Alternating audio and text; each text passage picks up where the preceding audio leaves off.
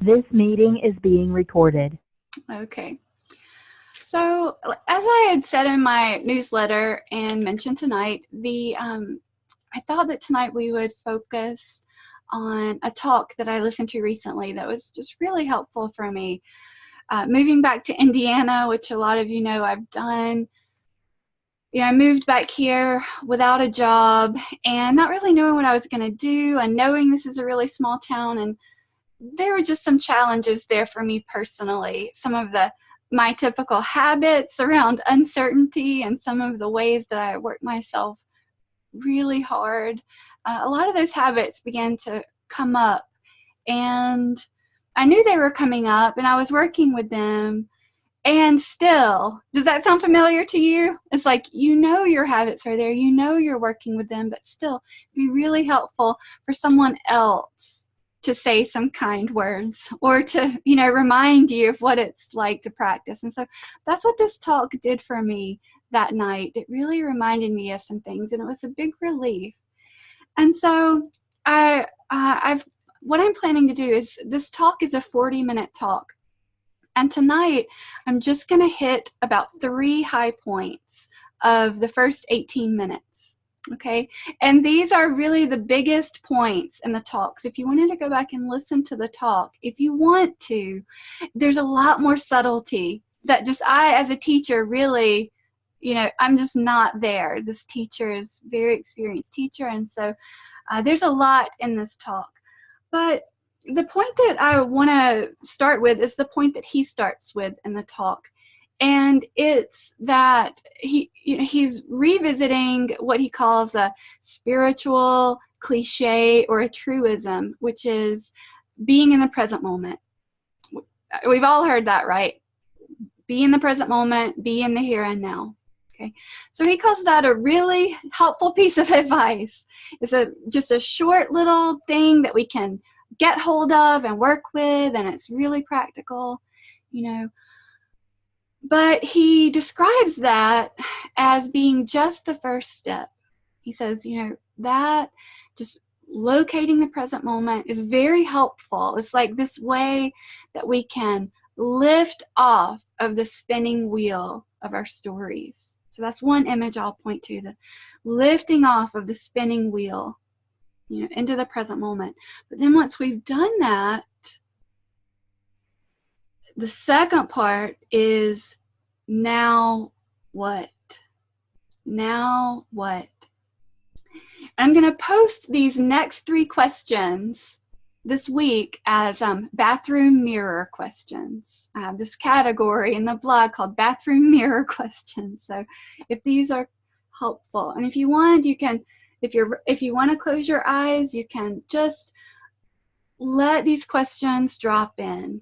We've done this before. If that's helpful to you, just letting these questions kind of drop in and see where they land. You don't even need any answers. So he says, after lifting off, how do you enter the world of time? So once in the present moment, how do you enter the world of time? How do you enter the world of responsibility? How do you enter the world of cause and effect? Okay. How do you enter the world of time? And that really brings up this image of of walking, of proceeding, of being on this, he gives the image of the tightrope. And he describes the tightrope as being like the tightrope of consciousness. Because on the tightrope of consciousness, things are always coming in. Sights, sounds, thoughts, other people, and they're kind of jangling that rope.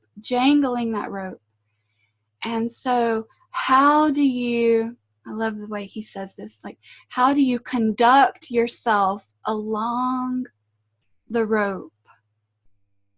How do you conduct yourself along the tightrope?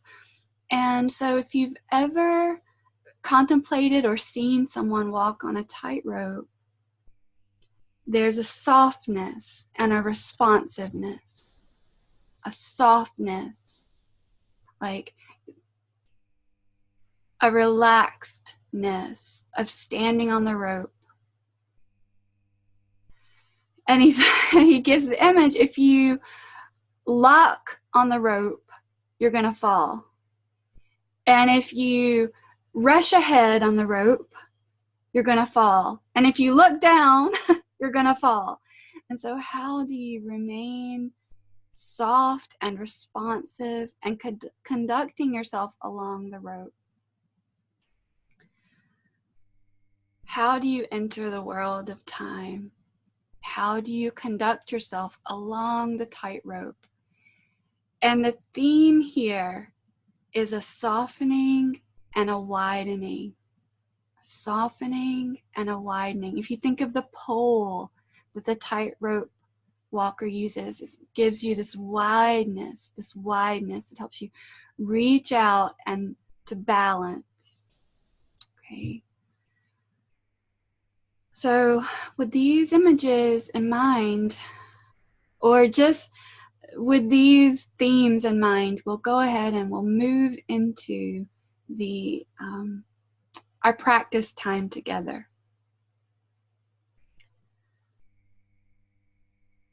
So just finding a position that feels suitable for lifting off the wheel.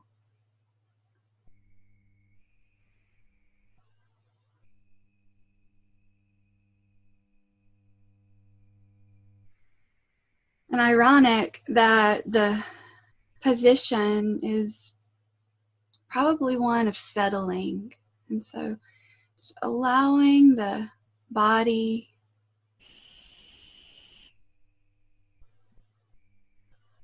allowing the breath to soften and to settle.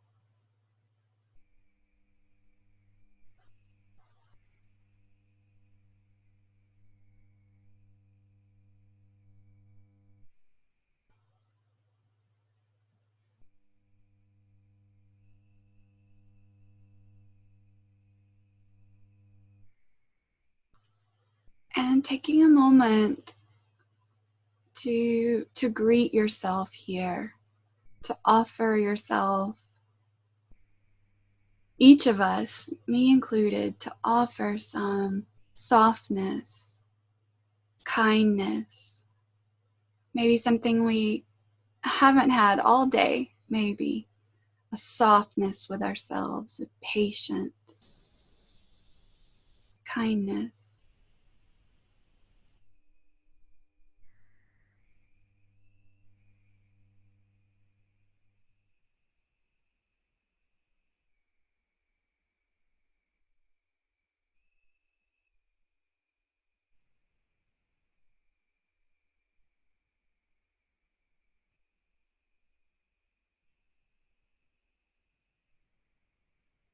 And maybe within that same quality of greeting, just to ask ourselves, just to drop in the question, how are you?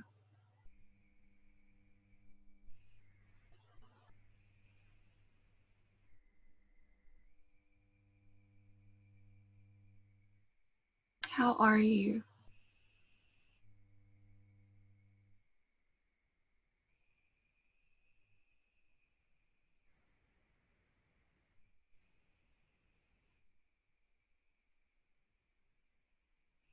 And even possibly without having to answer, noticing for yourself, what's it like just to be asked, just to be considered? How are you?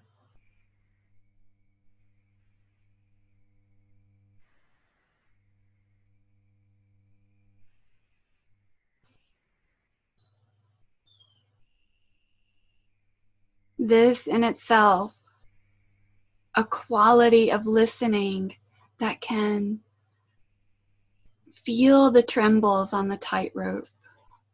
and just feel them.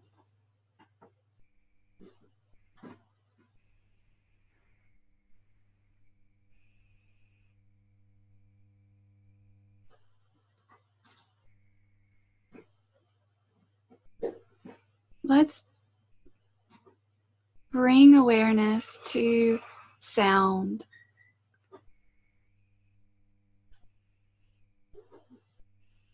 Sounds being one of those inputs that can jangle or affect how we conduct ourselves along the tightrope. And so I'm going to be quiet for about a minute or so and just allowing yourself intuitively to experiment with this quality of listening that softens out, softening out, listening, widening, softening, listening.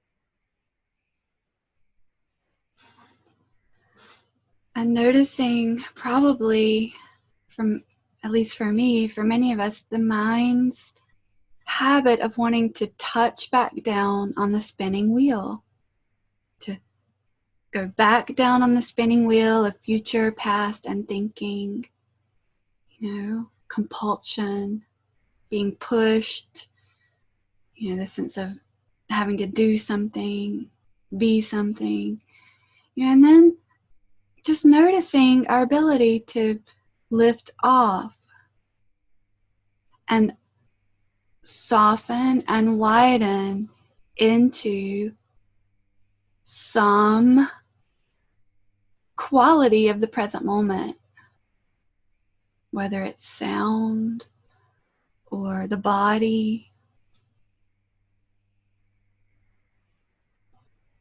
the thoughts.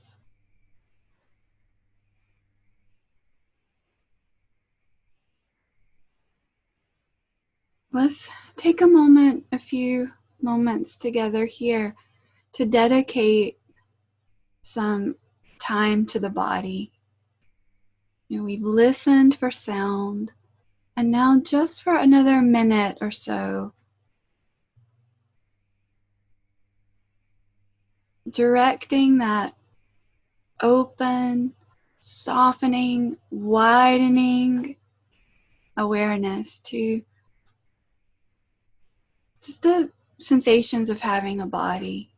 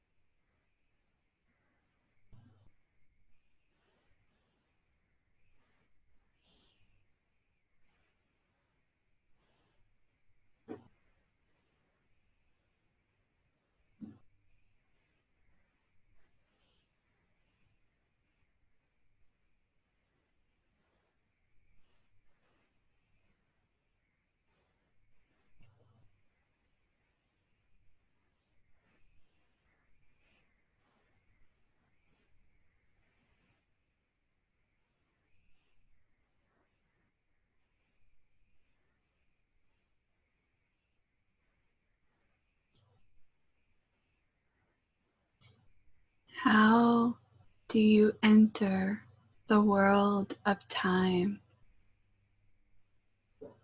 How do you enter the world of the body?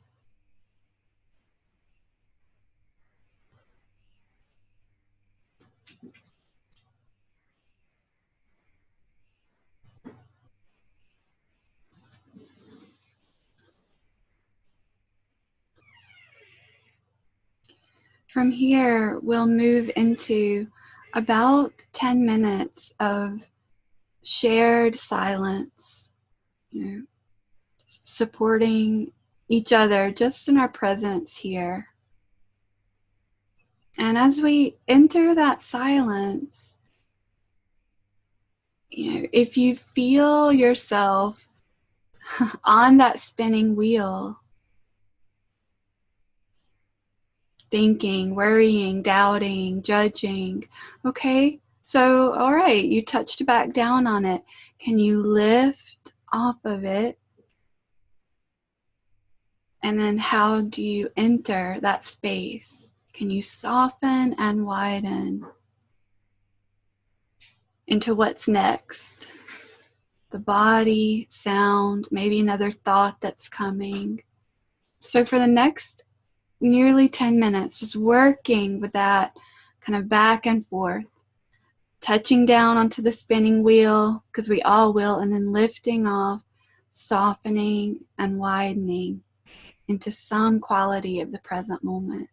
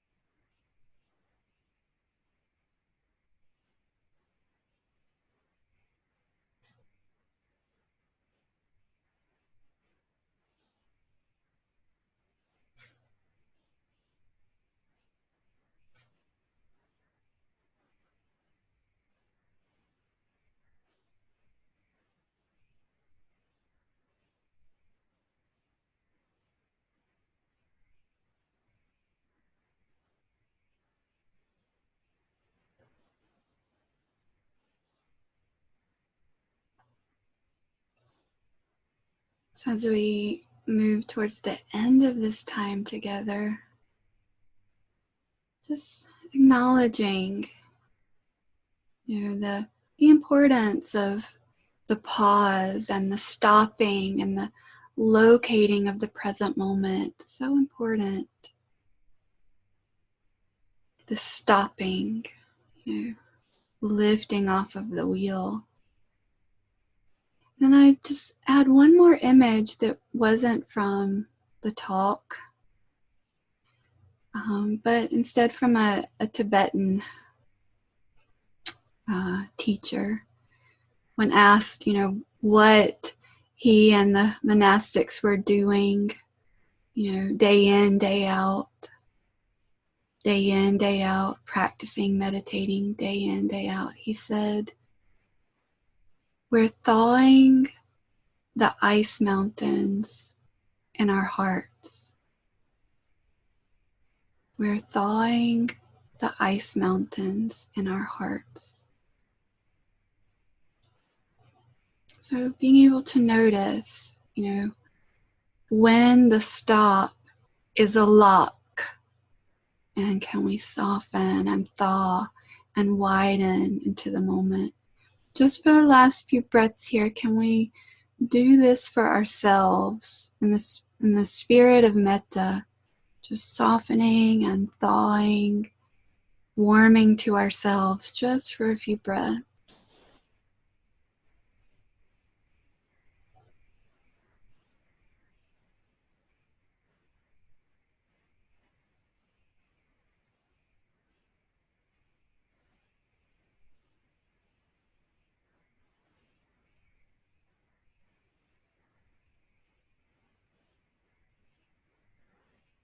Extending that thawing and softening quality out in all directions if you would like.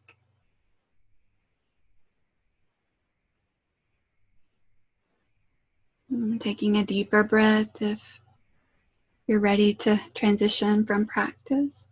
Bringing some movement into the body. That would be helpful.